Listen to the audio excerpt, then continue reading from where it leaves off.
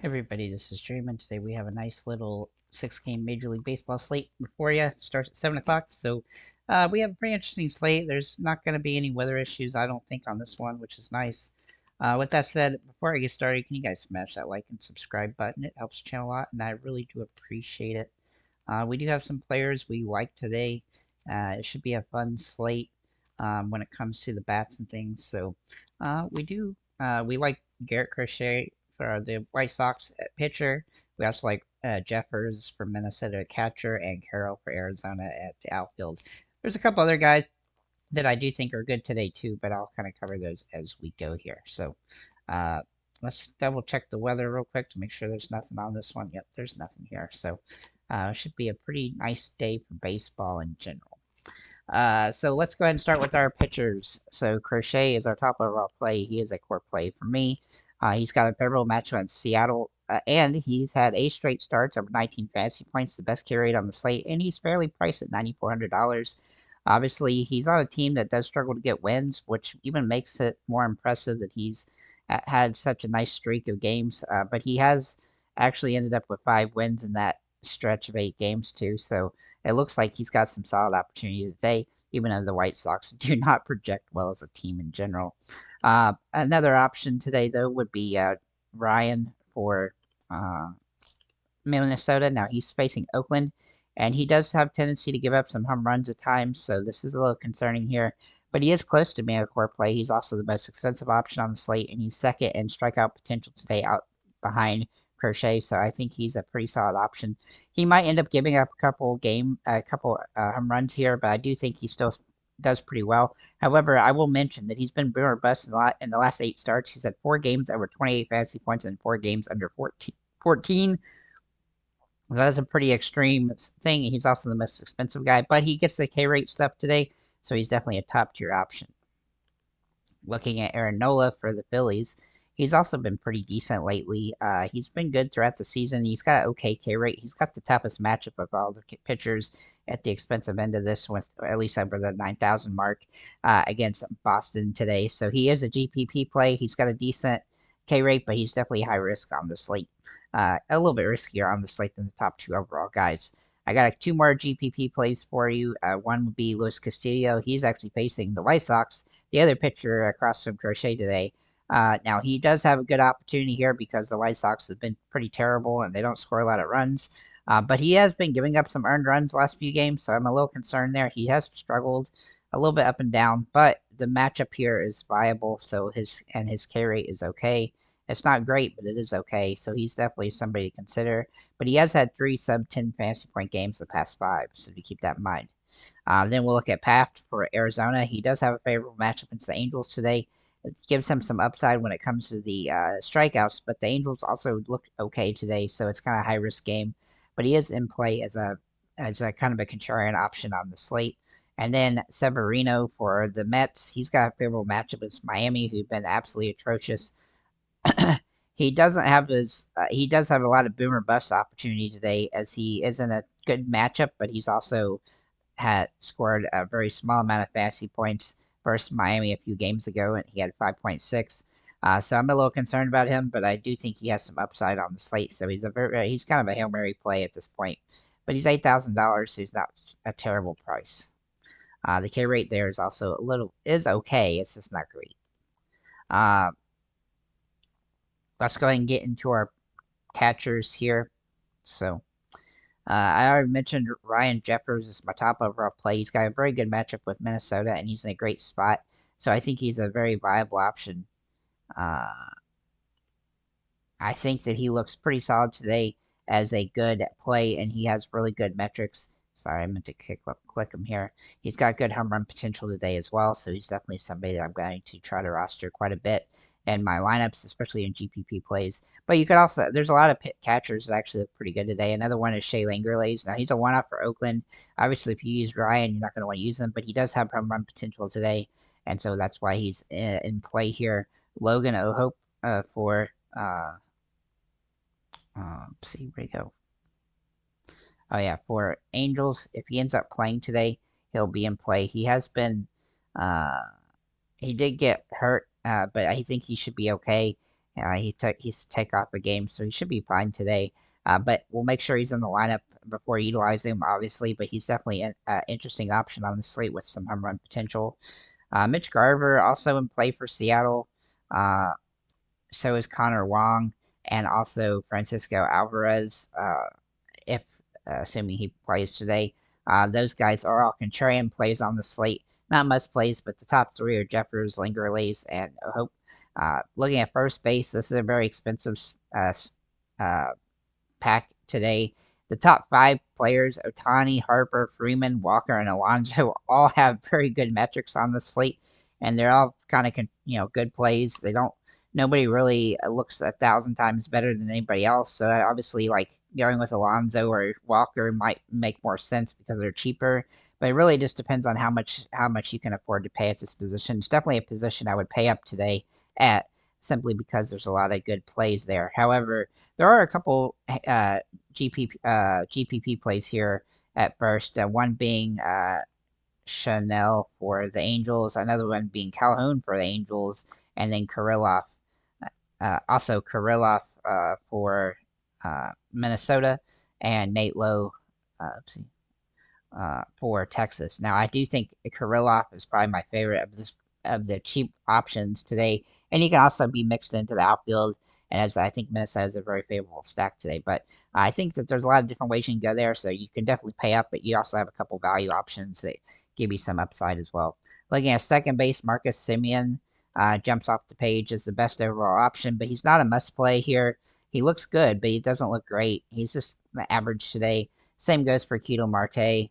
Uh, uh, I wish that one of these guys was going to jump off the page more, but I'm probably going to go with Ketel a lot in lineups because of his price being fair and because of how good he's been hitting the ball lately. He's averaging 13 fantasy points a game for the last 10 games, and as you can see, he's had a lot of really solid games in the stretch. So it's hard to ignore that. His price has also not come up at all, and so he definitely looks good. But some value options here for a second are Zach Geloff.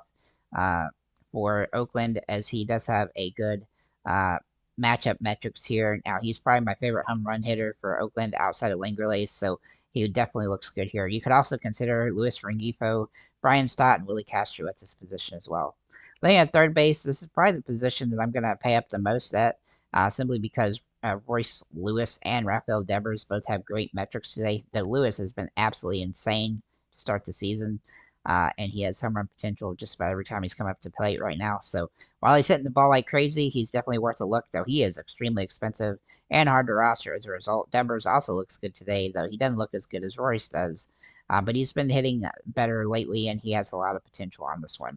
Luis Rengifo is also in play at this position. The other thing you could do is just go with a dirt cheap option to help pay up at other positions today, but nobody really jumps off the page as great from that perspective. But yeah, it's just a really rough position at first and third base today, really, when it comes to value plays. And that's really not going to change too much here at shortstop because we got Mookie Betts and Corey Seager both jumping off the page as top tier options, but neither one of them are particularly fantastic. I actually like Lindor a lot here as he does draw good metrics. He also had a run yesterday. He's been looking pretty good at a few games in the last week or two, and he's had some really big ones, so I look for him to continue that here. His price is coming up, though, but Carlos Correa is also in play for Minnesota. Even though he's not a huge home run hitter, he definitely has good metrics and good hitting potential as he's been very solid lately, and Minnesota definitely looks like a good team today. Um, I still have to get my bats right, but oh yeah, so the bats are tough, man, because you just got to figure out stacking and stuff like that. It's rough, but if you find your home run hitters and then you try to mix in, good hitters, then you can definitely do well there. Let's look at our outfield, and I'll switch over to my page here. So let's look at this outfield here. So Otani jumps off as the top overall option, most expensive play as well. He looks pretty solid today. Schwarber and Duran are both good options at over 5,000 plays, $5,000 each, but I don't think either one of these guys is necessary today, as there's plenty of sub 5K options. Corbin Carroll being the top overall play, as he looks really good today. He is also a core play for me, as he's been absolutely fantastic lately. Chisholm Jr., Max Kepler, Taylor Ward, and Byron Buxton all carry really good upside today. I'm actually more favorable to Trevor Larnach than Buxton today, just to keep that in mind. But Brandon Nemo also looks fantastic here. Jock Peterson also fantastic. All three of these guys right here, just absolutely great metrics today. And if Corbin Carroll wasn't there, I would probably almost make all three of those core plays. But it's going to be hard to decide which of those guys you want to roster today. With Brooker also available as a home run play and Kirilloff being a cheap play, that definitely gives us a lot of upside on the slate. Looking at our stacks here, we have a lot of guys that we think have a lot of good stacks today with the Dodgers, Mets, Arizona, Minnesota all being good stacks. Now, obviously, the Dodgers stack is extremely expensive, but that's kind of the way it is at times. For the Mets, Lindor, Nemo, Ventos, Marte, and then either Alonso or Martinez. I really like the stack a lot, though it is a little bit risky. Arizona has a solid stack. It's super expensive, though, but there's definitely ways you can make it a little bit cheaper. And then Minnesota is a very nice stack here, even though Lewis is super expensive you can kind of get a cheap stack there in general. For Philly and Boston, these are both stacks that I think are very solid, but they definitely have some upside, even though they're a little bit riskier. I think both teams have some potential. I think Dahl's a sneaky play today as well, and he probably won't be somebody that's heavily used, but he's definitely going to have some potential on this one. Looking at Boston, Wong is a cheap catcher that you can kind of mix in some places, but this is a risky stack as they look are good on paper, but a lot of times they don't always do well. And then Valdez looks okay as well. For the Angels, I think the stack is probably a little bit better than it looks.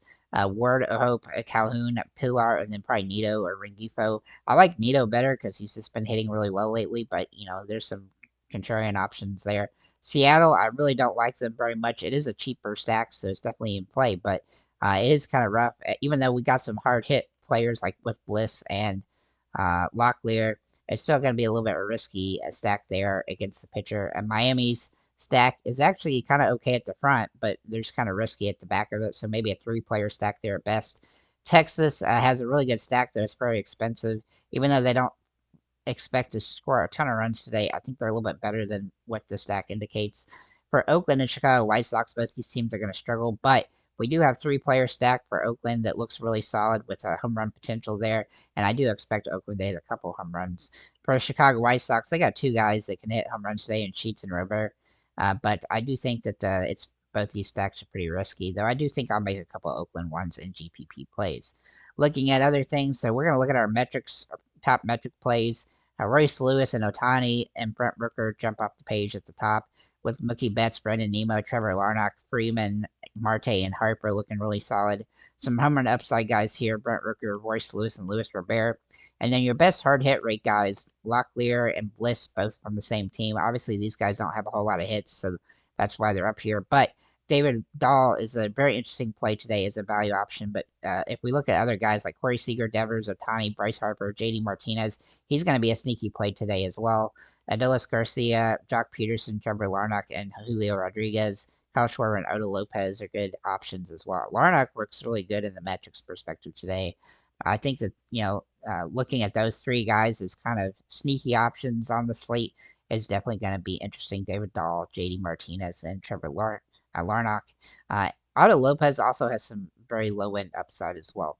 Looking at the other metrics options here, these are so this top here. I should have put this. This is X WOBA versus pitcher, and then this is just generalized WOBA, like season WOBA. And so, and then this is home run upside versus pitcher, and then this is home run upside season. So this is these stats are here are going to be more what I think is likely to happen, like quality hitters and things like that. Whereas this is like a little bit more generalized for the whole season. It does take into account the pitcher's handiness and things, but not quite as much. It's not the X WOBA like the regular WOBA. So these guys do have really good potential today, but they're a little bit riskier. That's basically their stats are not as complete. As the more pointed towards the pitching situation that they're in. With that said, this is what I think we have. So obviously, we have some pretty good plays on the slate, and even with Crochet in there, we still have a pretty good amount of money. If you go with let's just say that we put Ryan in here, that still gives us $3,500 almost at each price point. But we could also put in Castillo or Praft.